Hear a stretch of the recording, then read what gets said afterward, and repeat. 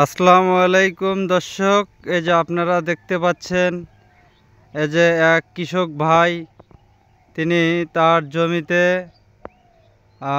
বীজ দিচ্ছেন, কীটনাশক প্রয়োগ করতেছেন, কারণ এই জমিটাতে পোকা লেগে ভরে গিয়েছে।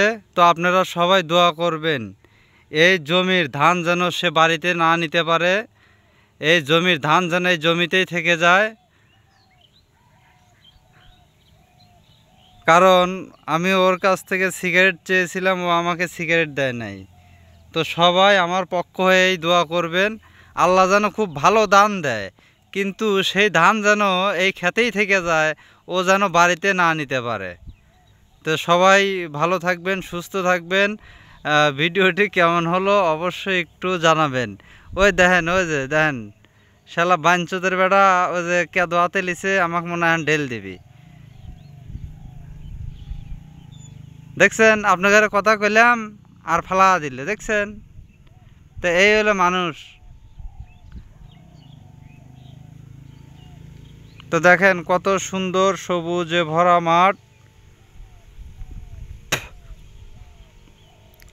এই যে এদিকে আবার পাট বেচে শোলা শুকানোর জন্য রেখে দিয়েছে, এই যে আপনারা দেখতে পাচ্ছেন, এই যে কত সুন্দর।